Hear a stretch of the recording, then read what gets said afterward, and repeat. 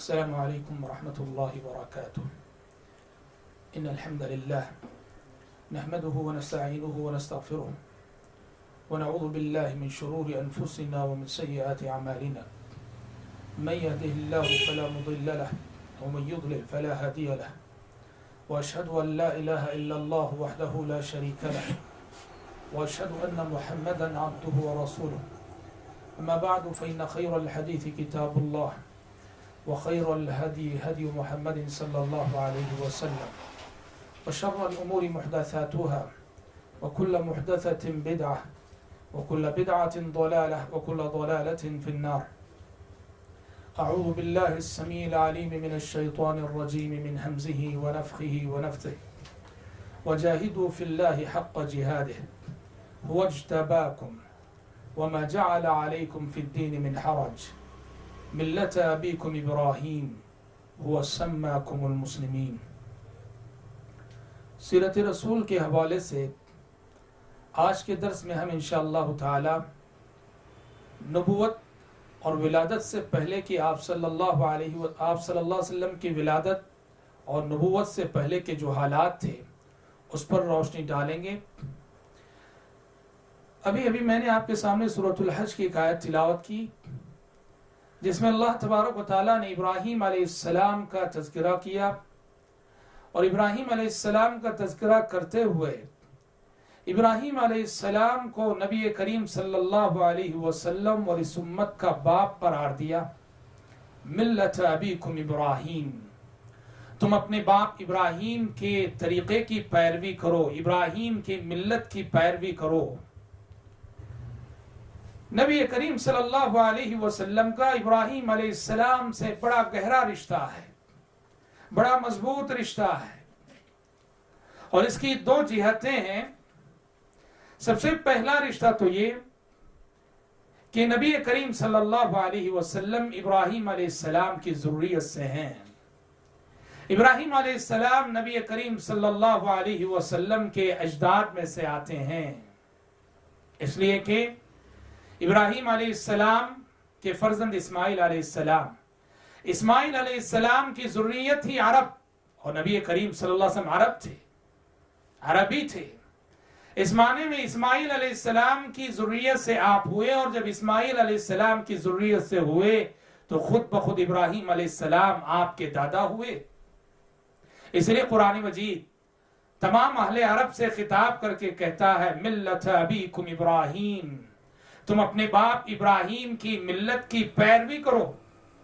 یہ پہلا رشتہ ہے نبی کریم صلی اللہ علیہ وسلم کا ابراہیم علیہ السلام سے. اور ایک دوسری جہت، ایک دوسرا سبب جس کے تحت سیرت نگار سیرت کا آغاز عموماً ابراہیم علیہ السلام کے تذکرے سے کیا کرتے ہیں، وہ یہ ہے کہ ہمارے نبی محمد صلی اللہ علیہ وسلم دعائے ابراہیمی کا مظہر ہیں. نبی کریم صلی اللہ علیہ وسلم کی ولادت باسعادت اور آپ کی پیدائش سے 2500 2600 سال پہلے ابراہیم خلیل اللہ علیہ السلام نے جس نبی کے حق میں دعا کی تھی وہ نبی آپ صلی اللہ علیہ وسلم ہی ہیں. خانہ کعبہ کو تعمیر کرنے کے بعد، شہر مکہ کو بسانے کے بعد، ابراہیم علیہ السلام اپنے فرزند اسماعیل علیہ السلام کے ساتھ یہ دعا کرتے ہیں کہ ربنا وابعث فیہم رسولا منہم یتلو علیہم آیاتک ویعلمہم الکتاب والحکمت ویزکیہم انک انت العزیز الحکیم. پروردگارہ، یہ شہر مکہ جسے بسانے کی تو نے ہمیں توفیق دی، یہ خانہ کعبہ جسے تعمیر کرنے کی تو نے ہمیں توفیق دی، پروردگارہ یہاں ایک ایسا رسول بھیج، یہاں ایک ایسا رسول مبعوث فرما جو کہ ان انسانوں کو، یہاں کے باشندوں کو تیری آیتیں سنا سکے، کتاب و حکمت کی باتیں سکھا سکے، انہیں پاک کر سکے، ان کا تزکیہ کر سکے.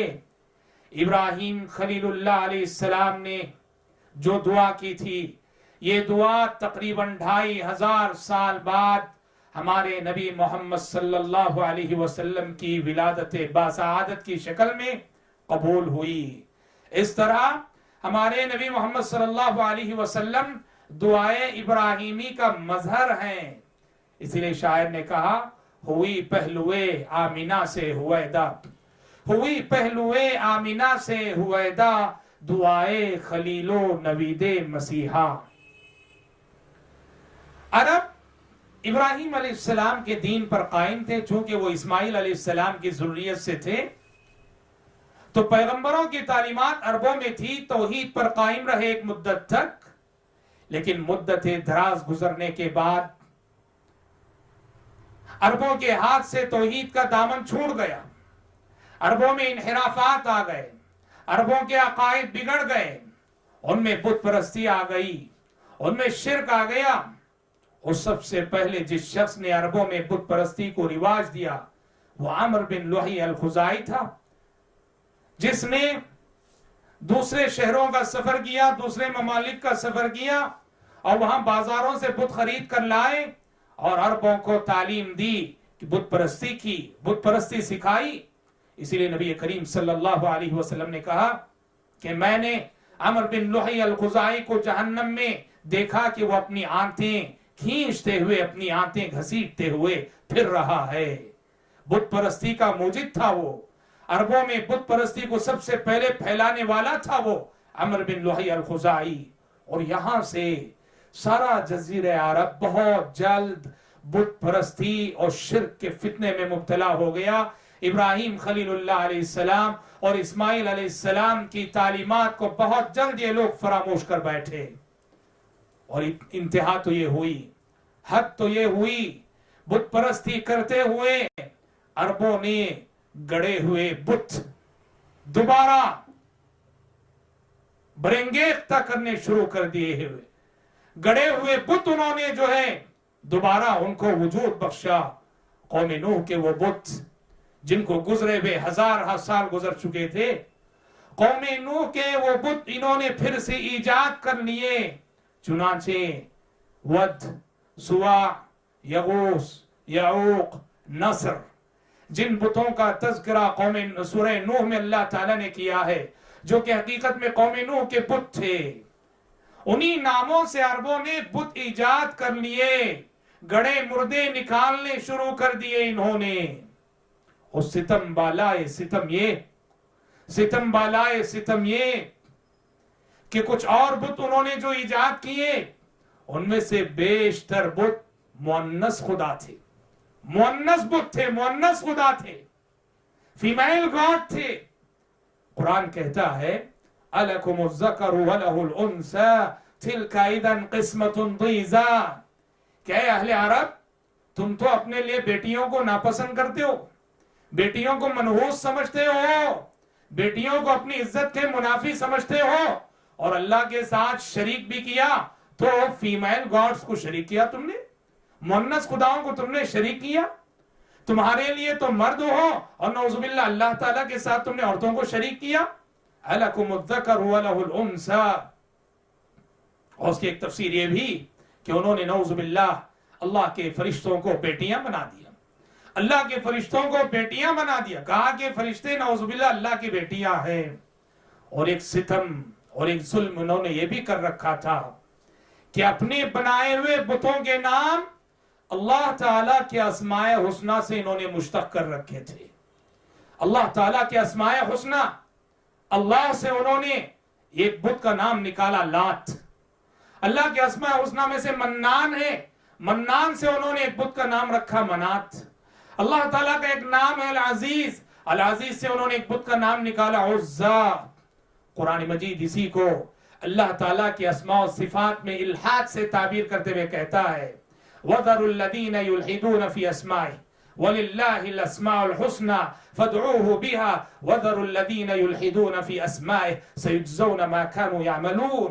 سورۃ الاعراف میں اللہ تعالیٰ کہتا ہے کہ تمام اسماء حسنہ اللہ ہی کے لیے ہیں، انہی اسماء حسنہ کے وسیلے سے اللہ کو پکارا کرو، اور جو لوگ اللہ تعالیٰ کے اسماء حسنہ میں الحاد کرتے ہیں، بے دینی کا کام کرتے ہیں، انہیں چھوڑ دو، اللہ تعالیٰ انہیں ان کی بدعمالیوں کا بدلہ انہیں دے گا۔ اب اس کے بعد اہل عرب بت پرستی کرتے کرتے اس انتہا کو پہنچ گئے، اس انتہا کو پہنچ گئے، انسان رہتے ہوئے اپنی انسانیت کو اس قدر ذلیل کیا۔ قرآن مجید میں سورۃ التین میں جو اللہ تعالیٰ نے فرمایا لَقَدْ خَلَقْنَا الْإِنسَانَ فِي أَحْسَنِ تَقْوِيمٍ ثُمَّ رَدَدْنَاهُ أَسْفَلَ سَافِلِينَ، بت پرستی کرتے کرتے یا رب اسفل سافلین میں جا پہنچی۔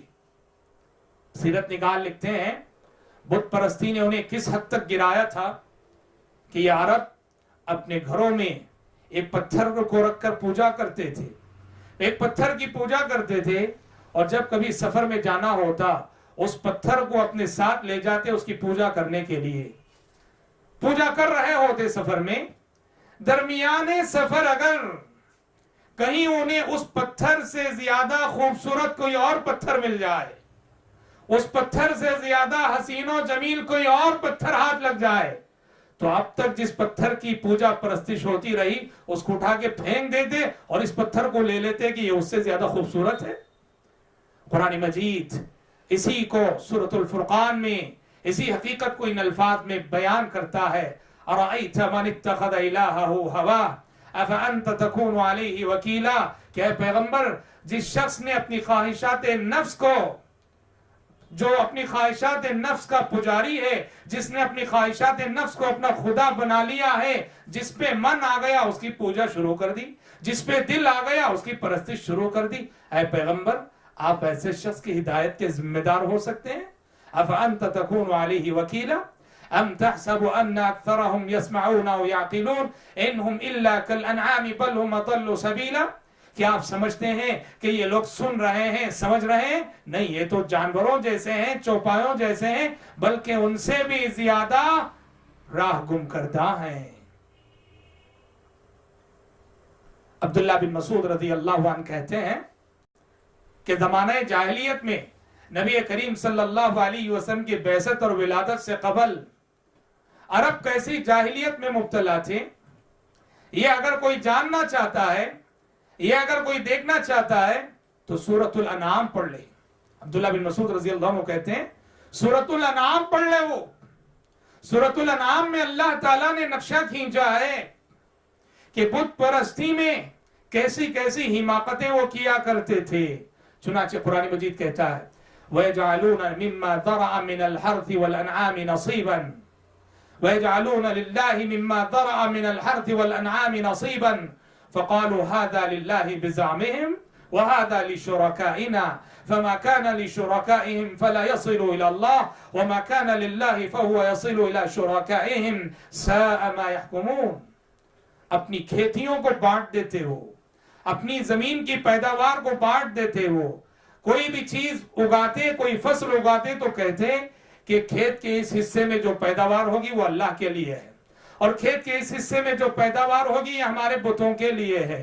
قرآن کہتا ہے کہ اگر فرض کرو اللہ تعالیٰ کے لیے انہوں نے جو حصہ مقرر کر رکھا ہے اس میں پیداوار اچھی ہو جائے اور ان کے بتوں کے حصے میں پیداوار اچھی نہ ہو تو بتوں کے حصے میں جو کمی ہے اس کی بھرپائی اللہ کے حصے میں سے لے کے کر دیتے تھے، اور اگر ان کے بتوں کے حصے میں پیداوار اچھی ہو اور اللہ کے حصے میں پیداوار اچھی نہ ہو تو اس کی بھرپائی نہیں کرتے تھے اور کہتے تھے اللہ تو غنی ہے، بے نیاز ہے، اس کو کیا ضرورت ہے۔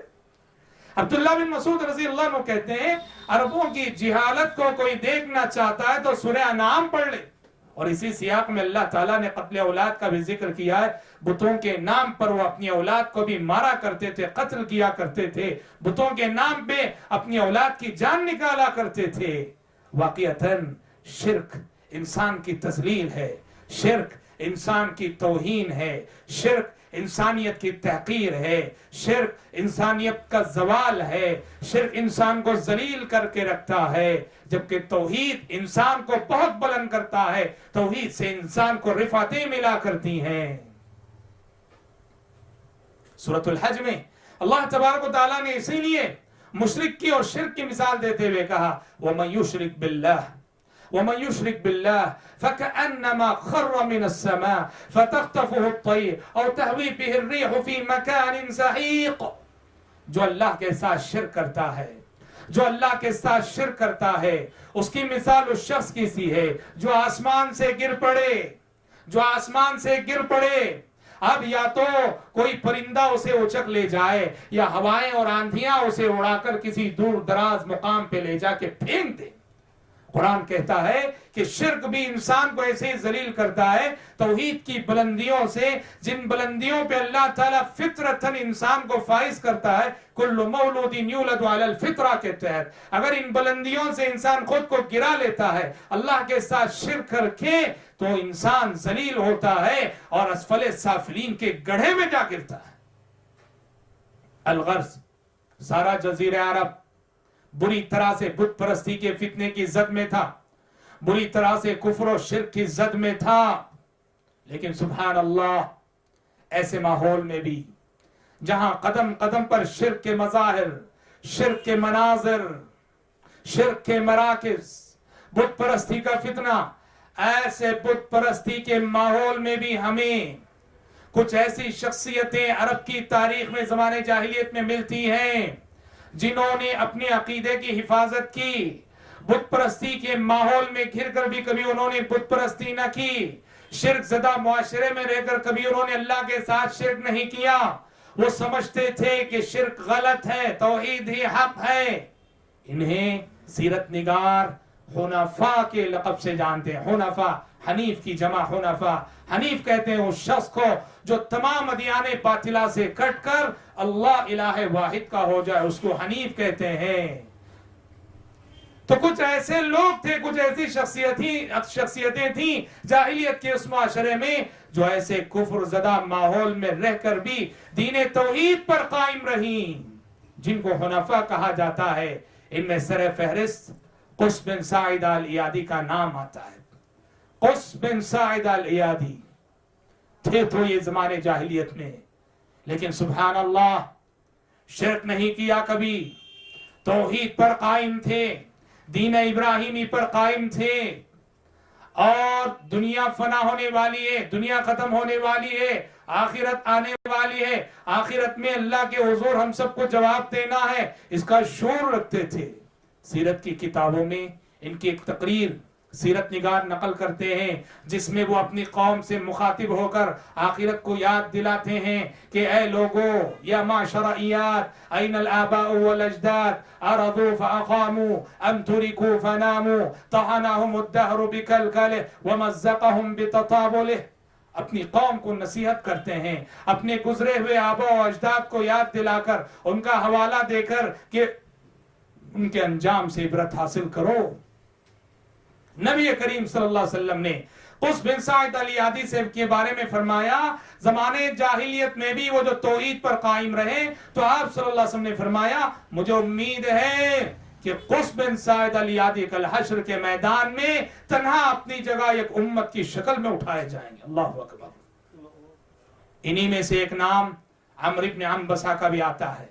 عمرو بن عنبسہ یہ بھی زمانے جاہلیت میں تھے، لیکن سبحان اللہ سمجھتے تھے کہ شرک غلط ہے، کفر غلط ہے، توحید پر قائم تھے، اور اللہ کا شکر ہے کہ انہوں نے نبی کریم صلی اللہ علیہ وسلم کی نبوت کا زمانہ بھی پایا اور آپ صلی اللہ علیہ وسلم پر ایمان بھی لے آئے۔ اور انہی میں سے ایک نمایاں نام زید بن عمرو بن نفیل کا آتا ہے۔ زید بن عمرو بن نفیل کا آتا ہے، یہ بھی حنفاء میں سے ایک ہیں، اور یہ تو باقاعدہ سبحان اللہ کہا کرتے تھے، مکے میں علی الاعلان کہتے تھے دینی دین ابراہیم و الہی الہ ابراہیم۔ لوگوں کو کفر کرتے ہوئے دیکھتے، شرک کرتے ہوئے دیکھتے تو کہتے لوگوں میں تمہاری اس عقیدے سے، تمہاری اس طرز عمل سے، تمہاری اس مشرکانہ روش سے برات کا اظہار کرتا ہوں۔ میرا دین تو ابراہیم علیہ السلام کا دین ہے، میرا معبود تو ابراہیم علیہ السلام کا معبود ہے۔ اور جب وہ لوگوں کو دیکھتے جانوروں کو لے جا کے غیر اللہ کے نام پہ ذبح کر رہے ہیں، بکریاں لے جا کے بتوں کے نام پہ ذبح کر رہے ہیں، تو زید بن عمرو بن نفیل انہیں نصیحت کرتے ہوئے کہا کرتے تھے الشاة خلقها اللہ، الشاة خلقها اللہ وانزل لها من السماء ماء وانبت لها من الارض كلأ ثم تذبحونها على اسم غیر اللہ۔ وہ کہتے تھے لوگوں یہ بکری اللہ نے پیدا کی ہے، اللہ نے اس کے لیے آسمان سے پانی برسایا، اللہ تعالیٰ نے اس کے لیے زمین سے غلہ اگایا، یہ بکری اللہ کے رحم و کرم پہ پیدا ہوئی، اللہ کے رحم و کرم پہ پرورش پاتی رہی، سب کچھ اللہ نے کیا، اور اس کو لے جا کے آپ غیر اللہ کے نام پہ ذبح کر رہے ہو، اس کو لے جا کے تم غیر اللہ کے نام پہ ذبح کر رہے ہو، ثم تذبحونها علی اسم غیر اللہ۔ اتنا ہی نہیں، زمانے جاہلیت کے لوگ جو اپنی بچیوں کو زندہ درگور کرتے تھے، اپنی بچیوں کو زندہ دفن کرتے تھے، بچیوں کو بیٹیوں کو باعث ننگو آر سمجھتے تھے، بچیوں کو لے جا کے دفن کرتے تھے، تو یہ زید بن عمر بن نفیل جب لوگوں کو دیکھتے وہ دفن کرنے کے لیے لے جا رہا اپنی بچی کو، آگے بڑھ کے کہتے تم نہیں پال سکتے تو اپنی بچی کو میرے حوالے کر دو، تمہاری بچی کی پرورش میں کر لوں گا۔ انسان اگر فطرت سلیمہ پہ قائم رہتا ہے، فطرت توحید پہ قائم رہتا ہے، تو اس کی سوچ درست رہتی ہے، اس کی فکر درست رہتی ہے، وہ انصاف کرتا ہے، اللہ کی ساری مخلوقات کے ساتھ انصاف کرتا ہے۔ شاید زید بن عمر بن نفیل انہوں نے نبوت کا زمانہ تو نہیں پایا، لیکن سبحان اللہ اس نیک اور موحد باپ کی ذریت سے حضرت سعید بن زید پیدا ہوئے، کہ زید بن عمر بن نفیل کے بیٹے ہیں جو عشرہ مبشرہ میں سے ایک ہے۔ وہ 10 صحابہ جنہیں نبی کریم صلی اللہ علیہ وسلم نے ایک مجلس میں بیک زبان جنت کی خوشخبری سنائی تھی، ان میں 10واں نام انہی زید بن عمر بن نفیل کے بیٹے حضرت سعید رضی اللہ عنہ کا آتا ہے، سعید بن زید رضی اللہ عنہ۔ یہاں دعوت کے حوالے سے ہمیں اور آپ کو ایک عظیم سبق حاصل کرنا ہے، وہ کیا ہے؟ وہ یہ ہے کہ جاہلیت جیسے کفر زدہ ماحول میں، جاہلیت جیسے شرک زدہ معاشرے میں بھی توحید کی چنگاری کہیں کہیں اگر نظر آتی ہے، ایسا سمجھنے والے موجود رہے کہ شرک غلط ہے، کفر غلط ہے، بت پرستی غلط ہے، ایک اللہ کی عبادت ہی صحیح ہے، ایسا سمجھنے والے جب زمانے جاہلیت میں رہیں، آج بھی ہمیں اور آپ کو ہمارے معاشرے میں، ہماری سوسائٹی میں، غیر مسلم طبقات میں ایسی ذہنیت رکھنے والے لوگوں کو تلاش کرنا ہے۔ آج بھی اللہ کی قسم کتنے ایسے غیر مسلم ہیں جنہوں نے کبھی شرک کو دل سے تسلیم نہیں کیا ہے، جنہوں نے کبھی کفر کو دل سے تسلیم نہیں کیا ہے، ان کا دل آج بھی گواہی دیتا ہے کہ کائنات کا خالق ایک ہی ہے، کائنات کا مدبر ایک ہی ہے۔ دعوت و تبلیغ کے میدان میں نکل جاؤ، کتنے غیر مسلمین سے سابقہ پڑے گا جو آپ کو یہ کہتے نظر آئیں گے، کوئی کہے گا میں نے آج تک کبھی مندروں میں جا کے بت پرستی نہیں کی، کوئی کہے گا کہ میں مندر جاتا ضرور ہوں، بت پرستی کرتا ضرور ہوں، اس لیے نہیں کہ میں اس کو حق سمجھتا ہوں، بس خاندان والے کرتے ہیں، از یہ کلچر ایک تہذیب کے طور پہ میں کرتا ہوں، لیکن میں کبھی دل سے اس پر ایمان نہیں لایا۔ ہمارے معاشرے میں ایسے افراد کو تلاش کرنے کی ضرورت ہے کہ کل مولود یولد علی الفطرہ، جو نبی کریم صلی اللہ علیہ وسلم نے فرمایا، ہر بچہ فطرت اسلام پہ پیدا ہوتا ہے، فطرت توحید پہ پیدا ہوتا ہے، توحید عقیدہ فطرت ہے، ہر انسان کے دل میں اس کی طرف ایک میلان ہوتا ہے، ایک طرح کا رجحان ہوتا ہے، اور شرک نام ہے فطرت سے بغاوت کا، کفر نام ہے فطرت سے بغاوت کا، مشرک فطرت سے بغاوت کر رہا ہے۔ ایسے میں دعات اور مبلغین کا کام بہت آسان ہو جاتا ہے، بہت آسان ہو جاتا ہے۔ کسی بھی داعی اور مبلغ کو یہ بات ذہن میں رکھنی چاہیے، ہمیشہ کسی بھی شخص کے سامنے توحید کی بات رکھتے ہوئے، کہ میں وہ بات اس سے کہہ رہا ہوں اور وہ بات اس کے سامنے رکھ رہا ہوں جس کا تقاضا اس کی فطرت کرتی ہے۔ تو لہٰذا زمانے جاہلیت میں بھی ایسے حنفا جب پائے گئے، ہمیں اپنے معاشرے میں ایسے لوگوں کو تلاش کرنا چاہیے اور ایسے لوگوں تک پہنچ کر اللہ کے دین کو ہمیں پہنچانا چاہیے۔ یہ عظیم سبق ہے، زمانے جاہلیت میں جو حنفا پائے گئے ان کی زندگیاں ہمیں یہ سبق دیتی ہیں۔ دعا ہے رب العالمین سے کہ اللہ تبارک و تعالی ہمیں اور آپ کو سیرت رسول کا مطالعہ گہری نظروں سے اور مومنانہ فراست سے کرنے کی توفیق عطا فرمائے، آمین۔ وآخر دعوانا الحمدللہ رب العالمین۔ السلام علیکم ورحمۃ اللہ وبرکاتہ ان الحمد للہ نحمده ونستعینه ونستغفره ونعوذ باللہ من شرور انفسنا ومن سیئات اعمالنا من يهده الله فلا مضل له ومن يضلل فلا هادي له واشهد ان لا اله الا الله وحده لا شريك له واشهد ان محمدا عبده ورسوله اما بعد فان خير الحديث كتاب الله وخير الهدي هدي محمد صلى الله عليه وسلم وشر الأمور محدثاتها وكل محدثة بدعة وكل بدعة ضلالة وكل ضلالة في النار. أعوذ بالله السميع العليم من الشيطان الرجيم من همزه ونفخه ونفثه. ألم يجدك يتيما فآوى ووجدك ضالا فهدى ووجدك عائلا فأغنى. آج کے درس میں ہم انشاءاللہ تعالی سیرت رسول کا باقاعدہ آغاز کرتے ہیں اور نبی کریم صلی اللہ علیہ وسلم کی ولادت باسعادت کا تذکرہ کرتے ہوئے اپنے موضوع میں داخل ہوتے ہیں. نبی کریم صلی اللہ علیہ وسلم سن 571 ہجری میں اپریل کے مہینے میں آپ صلی اللہ علیہ وسلم کی ولادت مکہ مکرمہ کے ایک بہت ہی معزز خاندان اور معزز گھرانے میں ہوئی. قریش جس کا بڑا مقام تھا پورے عرب میں، قریش کی ایک عظیم شاخ جو بنو ہاشم کہلاتی تھی، اور بنو ہاشم کے گھرانے میں آپ صلی اللہ علیہ وسلم کی ولادت باسعادت ہوئی. گویا حسب و نسب کے اعتبار سے آپ صلی اللہ علیہ وسلم بہت ہی اعلیٰ حسب اور بہت ہی اعلیٰ نسب رکھنے والے خاندان میں پیدا ہوئے. اور یہ اللہ تبارک و تعالیٰ کا قانون ہے کہ اللہ تبارک و تعالیٰ نے ہمیشہ سے پیغمبروں کو اعلیٰ حسب و نسب والے خاندان ہی میں پیدا کیا ہے. ہرقل نے ابو سفیان سے پوچھا تھا کیف نسبہ فیکم، یہ جو شخصیت نبی ہونے کی دعوے دار ہے ان کا نسب کیسا ہے؟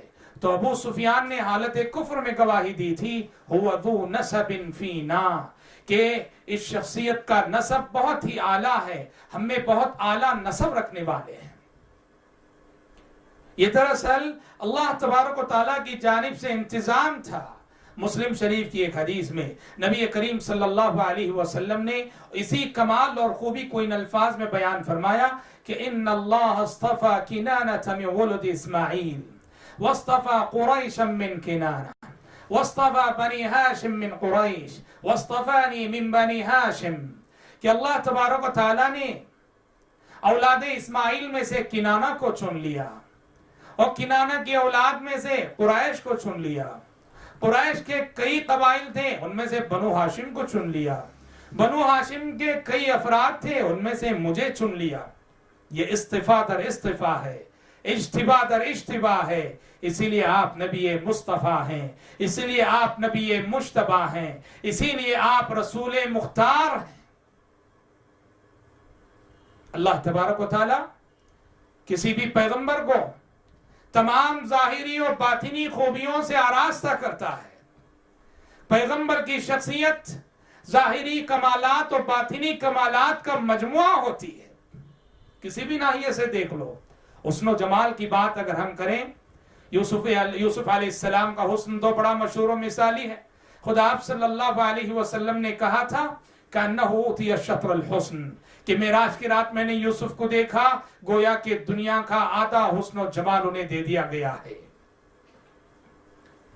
جسمانی قوت کی اگر ہم بات کرتے ہیں تو موسیٰ علیہ السلام کو دیکھو، سورہ قصص میں اللہ تعالیٰ نے واقعہ بیان کیا.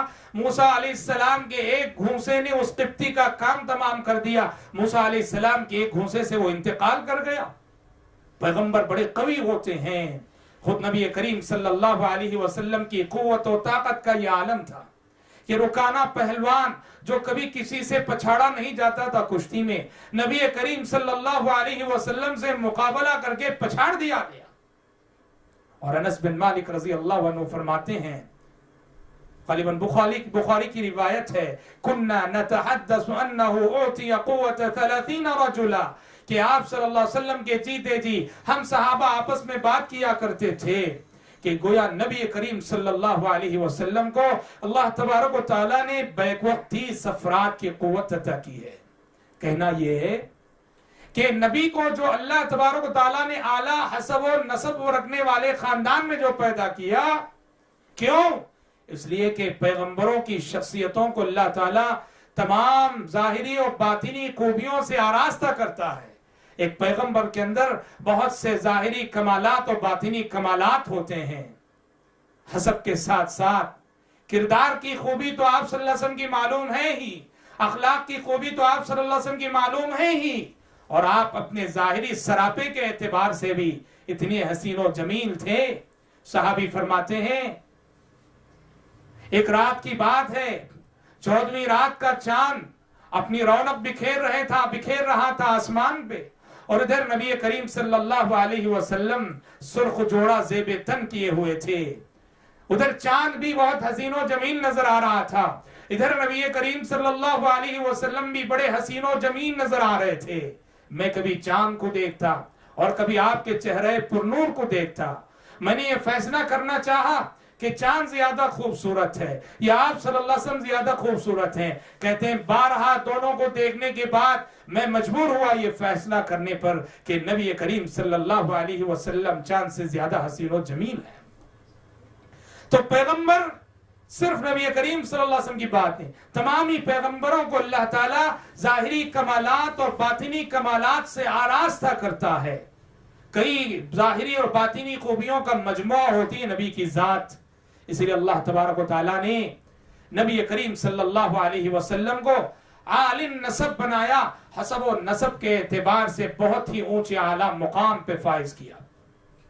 اور پھر چونکہ نبی کریم صلی اللہ علیہ وسلم عرب قوم میں سے تھے، آپ عربی النسل تھے، اس کا تقاضا ہے جیسے شیخ الاسلام ابن تیمیہ نے فرمایا قومیں بہت تھیں، اللہ تعالیٰ نے آخری پیغمبر کا انتخاب عربوں میں سے کیا، آخری پیغمبر عربی تھے، آخری کتاب بزبان عربی نازل ہوئی، قرآن مجید کی سب سے پہلی مخاطب قوم عرب تھی، سب سے پہلے ایمان لانے والے عرب تھے، اس لیے اس کا تقاضا ہے کہ عربوں سے محبت کرنا ایمان کا تقاضا ہے، شرط یہ ہے کہ وہ بھی مومن ہو۔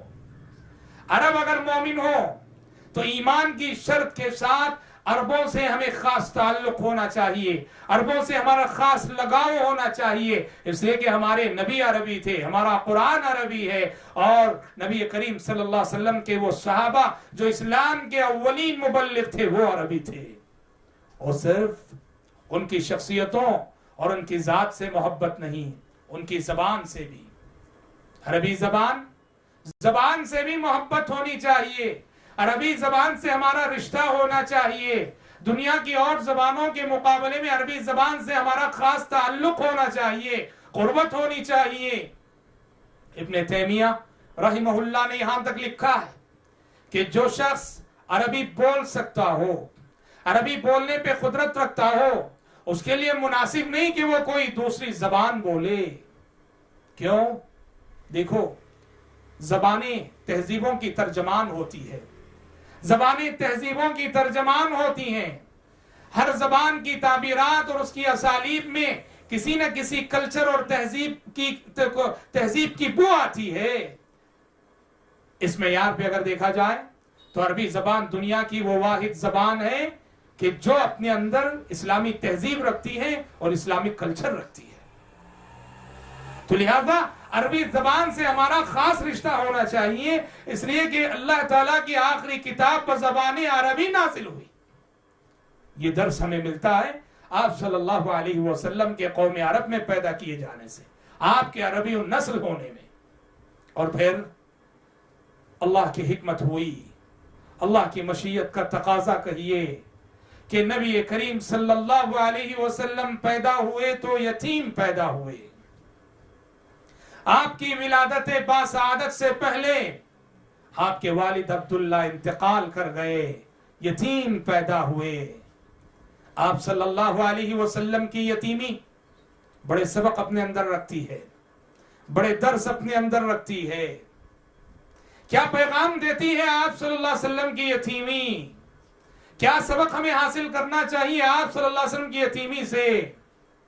پہلا درس اور پہلا سبق یہی کہ اللہ کی مشیت ہوئی کہ نبی یتیم ہو تاکہ بچپن سے ہی آپ خالص اللہ تعالیٰ کی نگرانی میں پرورش پائیں. ماں باپ کی تربیت کا اثر آپ پر نہ ہو. آپ کے ماں باپ توحید کی دولت سے محروم تھے. والد کا انتقال پیدائش سے پہلے ہو گیا. ماں کا انتقال 6 سال کی عمر میں ہو گیا. تو اللہ کی مشیت یہ ہوئی کہ نبی کریم صلی اللہ علیہ وسلم بچپن سے ہی خالص اللہ تعالیٰ اس کی اپنی نگرانی میں پرورش پائیں. ماں باپ کی تربیت کا کوئی اثر اور کوئی رنگ آپ کے اندر جو ہے نظر نہ آئے. ماں باپ کی تربیت کیسی ہوتی ہے؟ کل مولود یولد علی الفطرہ فابواہ یہودانہ او ینصرانہ او یمجسانہ، جیسا کہ بخاری کی روایت ہے. ہر بچہ فطرت اسلام پہ پیدا ہوتا ہے. دنیا میں آنے والا ہر بچہ فطرت اسلام پہ پیدا ہوتا ہے. لیکن یہ ماں باپ ہوتے ہیں، کوئی اپنے بچے کو یہودی بنا دیتے ہیں، کوئی اپنے بچے کو عیسائی بنا دیتے ہیں، کوئی اپنے بچے کو مجوسی بنا دیتے ہیں. ماں باپ کی تربیت بچوں کو فطرت کے راستے سے ہٹا دیتی ہے. اللہ کی مشیت ہوئی کہ پیغمبر صلی اللہ علیہ وسلم یتیم ہو تاکہ آپ صلی اللہ علیہ وسلم بچپن سے اس فطرت سلیمہ پہ قائم رہیں، باقی رہیں، اور ماں باپ کی تربیت کا اثر نہ ہو، خالص اللہ کی نگرانی میں پرورش پائیں. اور آپ کی یتیمی یہ سبق بھی دیتی ہے، یہ درس بھی دیتی ہے کہ قدرت اگر کسی کو یتیم بناتی ہے تو یہ قدرت کی جانب سے اس پر ظلم نہیں ہے. کیونکہ محمد صلی اللہ علیہ وسلم ساری انسانیت میں، سارے انسانوں میں اللہ کے سب سے محبوب بندے، سب سے پیارے بندے، سب سے لاڈلے بندے، سب سے مقرب بندے. رب العالمین نے اپنے سب سے پیارے اور لاڈلے بندے کو یتیم بنایا. تو اس کا مطلب یہ ہوا کہ قدرت کسی کو یتیم بناتی ہے تو یہ اس کی جانب سے ظلم نہیں ہے، بلکہ اس میں رب العالمین کی بڑی حکمتیں پوشیدہ ہوتی ہیں. اور آپ صلی اللہ علیہ وسلم کی یتیمی سے ایک سبق ہمیں یہ بھی حاصل کرنا چاہیے. آپ کی یتیمی اس جانب بھی اشارہ کر رہی ہے کہ دنیا کے بہت سارے بڑے اور عظیم انسان یتیم ہی ہوا کرتے ہیں. جو بھی بچپن میں یتیم ہوتے ہیں یہ یتیم آگے چل کے بڑی ترقی کرتے ہیں. اور اللہ اکبر، آپ تاریخ پڑھ لو، تاریخ کا مطالعہ کر لو.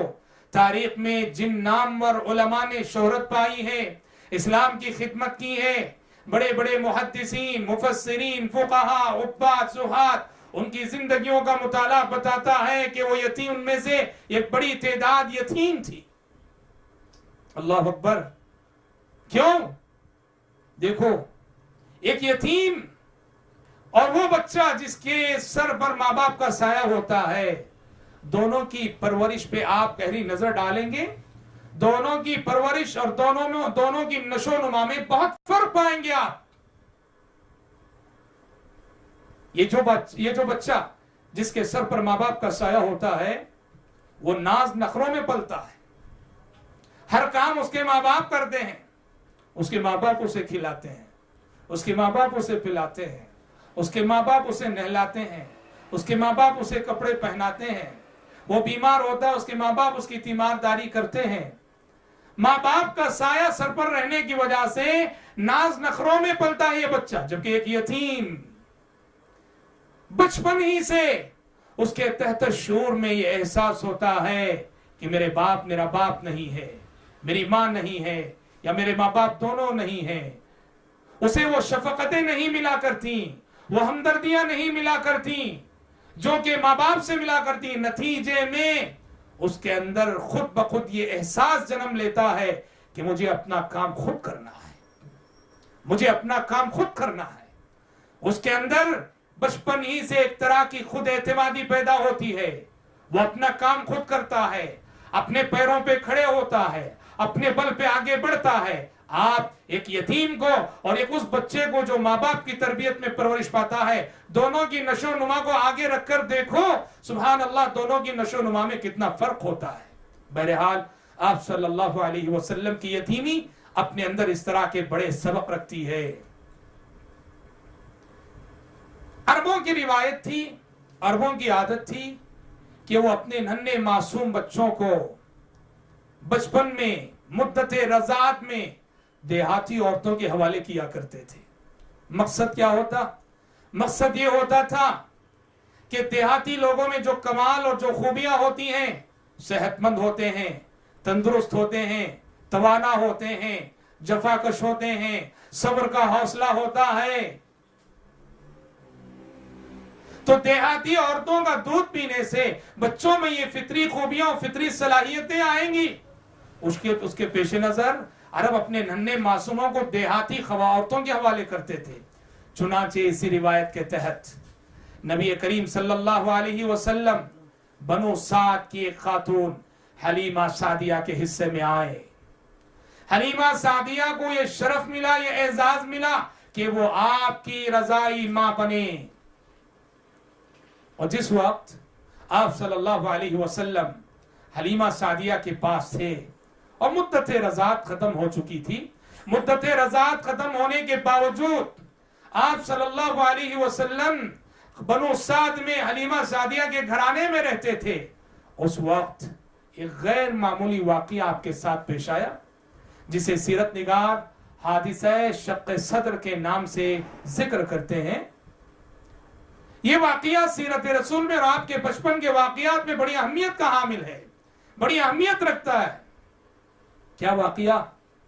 आप सल्लल्लाहु अलैहि वसल्लम हलीमा सादिया के बच्चों के साथ खेल रहे थे कि अचानक आसमान से फरिश्ते आए, आप सल्लल्लाहु अलैहि वसल्लम को लिटा दिया, आपका सीना चाक किया और आपके दिल को निकाला। जन्नत से लाए हुए पानी से आप सल्लल्लाहु अलैहि वसल्लम के दिल को धोया गया, ऑपरेशन किया गया आप सल्लल्लाहु अलैहि वसल्लम का। ये मंजर हलीमा सादिया के बच्चे देख रहे थे और इस अजीबो गरीब हैबतनाक मंजर को देखकर भागे अपनी मां के पास और जाके कहा कि माई, हमारे कुरैशी भाई के साथ अजीबो गरीब मामला हो रहा है। सारी बात, सारा माजरा उन्होंने सुनाया। हलीमा सादिया दौड़ी दौड़ी गई। उस वक्त तक फरिश्ते अपना काम करके जा चुके थे। आप सल्लल्लाहु अलैहि वसल्लम हैरान परेशान खड़े हुए थे। हलीमा सादिया ने पूछा, बेटा क्या हुआ तुम्हारे साथ? नबी करीम सल्लल्लाहु अलैहि वसल्लम ने कहा, मुझे कुछ खबर नहीं, दो शख्स आए, मुझे सुलाया, लिटाया, मेरा सीना चाक किया और मेरे दिल को निकाल के उन्होंने कुछ किया और चले गए। ये हादिसे शक्क़ सद्र कहलाता है, जहां आपके साथ कुदरत ने ऑपरेशन किया आप सल्लल्लाहु अलैहि वसल्लम का। मुस्लिम शरीफ की रिवायत है, अनस बिन मालिक रजी अल्लाह अन्हु कहते हैं, बड़े होने के बाद भी मैं आप सल्लल्लाहु अलैहि वसल्लम के सीने में वो जो टाके लगाए गए थे उसके निशानात को देखा करता था। अनस बिन मालिक रजी अल्लाह अन्हु कहते हैं, ये क्या चीज थी? ये इस वाकये की हिकमत क्या है? इस वाकये का फलसफा क्या है? और ये वाकया में क्या सबक देता है और ऐसा क्यों हुआ? देखो, नबी करीम सल्लल्लाहु अलैहि वसल्लम को नबूवत 40 साल की उम्र में मिलने वाली थी और 40 साल तक की ये पूरी जिंदगी आप सल्लल्लाहु अलैहि वसल्लम को उस माहौल में और उस सोसाइटी, उस मुआशरे में गुजारनी थी जहां कदम कदम पर कुफ्र, शिर्क, अखलाक का बिगाड़, मामलात का बिगाड़, फसाद ही फसाद था। ऐसे में रब्बुल आलमीन की जानिब से आपके दिल को धोकर आपके दिल को वो तक़वियत और वो ताकत बख्शी गई कि आप सल्लल्लाहु अलैहि वसल्लम पे शैतान असरअंदाज ना हो सके। एक रूहानी पावर आपको दिया गया, एक रूहानी ताकत आपको दी गई ताकि शैतान आपको गुमराह ना कर सके और आपकी जवानी बेदाग रहे, आपका किरदार बेदाग रहे, ताकि कल नबूवत मिलने के बाद आप पूरी पब्लिक के सामने सारे अहले मक्का से चैलेंज कर सकें कि फकत लबिस्तु फीकुम उमरम मिन क़ब्लिही, ऐ लोगों मैं तुम्हारे दरमियान अपनी जिंदगी के 40 साल गुजार चुका हूं। मैं वही हूं जिसे तुम 40 साल तक सादिक कहते रहे, सच्चा कहते रहे। मैं वही हूं जिसे तुम 40 साल तक अमीन कहते रहे, अमानतदार कहते रहे। आपका किरदार चैलेंज बन सके, इसलिए हम देखते हैं कुदरत की जानिब से ये जो इंतजाम हादिसे शक्क़ सद्र की शक्ल में हुआ था, उसके सबब हम देखते हैं कि नबी करीम सल्लल्लाहु अलैहि वसल्लम ने 40 साल अरब के उस फसाद ज़दा मुआशरे में गुजारे, मगर कभी आप सल्लल्लाहु अलैहि वसल्लम ने کسی برائی میں ساتھ نہیں دیا ان کا، اچھائی میں ساتھ دیا آپ نے۔ جب کبھی ان لوگوں نے کوئی اچھا کام کیا، عرب کے معاشرے نے، مکے والوں نے، آپ نے آگے بڑھ کر ساتھ دیا، لیکن کبھی برائی میں آپ صلی اللہ علیہ وسلم نے ان کا ساتھ نہیں دیا۔ کیوں؟ قدرت نہیں ہے جو آپ صلی اللہ علیہ وسلم کو بچپن میں حادثہ شق صدر کے ذریعے سے جو حوصلہ بخشا تھا، آپ کی جو حفاظت کی تھی، اس کی وجہ سے۔ حدیث آتی ہے، مسلم شریف کی روایت ہے، نبی کریم صلی اللہ علیہ وسلم نے صحابہ کرام رضوان اللہ علیہم اجمعین سے فرمایا، ما منکم من احد الا وقد وکل به قرینہ من الجن وقرینہ من الملائکہ۔ آپ صلی اللہ علیہ وسلم نے کہا کہ تم میں سے ہر شخص کے ساتھ، تم میں سے ہر شخص کے ساتھ ایک جن لگا ہوا ہے اور ایک فرشتہ لگا ہوا ہے۔ فرشتہ بھلائی کا حکم دیتا ہے، بھلائی کا الہام کرتا ہے، جن برائی کا حکم دیتا ہے، برے خیالات ڈالتا ہے۔ صحابہ کرام رضوان اللہ علیہم اجمعین نے پوچھا، اے اللہ کے نبی، کیا آپ کے پیچھے بھی قرین من الجن لگا ہوا ہے؟ آپ کے پیچھے بھی قرین من الجن لگا ہوا ہے، جنات میں سے آپ کا ساتھی لگا ہوا ہے؟ نبی کریم صلی اللہ علیہ وسلم نے کہا، ہاں میرے ساتھ بھی لگا ہوا ہے، میرے پیچھے بھی لگا ہوا ہے، ولیکن اللہ اعاننی علیہ فاسلم، لیکن اس قرین من الجن کے مقابلے میں اللہ تعالیٰ نے میری مدد کر دی ہے، نتیجے میں فاسلموا، یہاں اس کو دو طرح سے پڑھا گیا، فاسلموا اور فاسلما۔ فاسلموا اگر پڑھتے ہیں تو مطلب یہ ہوا کہ میرے پیچھے بھی قرین من الجن لگا ہوا ہے، مجھے بھی وہ گمراہ کرنے کی کوشش کرتا ہے، لیکن اس کے حملوں سے میں بچ جایا کرتا ہوں۔ اور اگر فاسلما پڑھتے ہیں جیسے بعض شارحین نے لکھا ہے، فاسلما پڑھیں گے تو مطلب یہ ہے کہ میرا قرین من الجن بھی مسلمان ہو چکا ہے، اب وہ مجھے صرف بھلائی کا حکم دیتا ہے۔ اور اگر یہ معنی لیتے ہیں تو یہ آپ صلی اللہ علیہ وسلم کی خصوصیت ہے، اس میں آپ کے ساتھ کوئی اور شریک نہیں، کسی کا قرین من الجن مسلمان نہیں ہو سکتا۔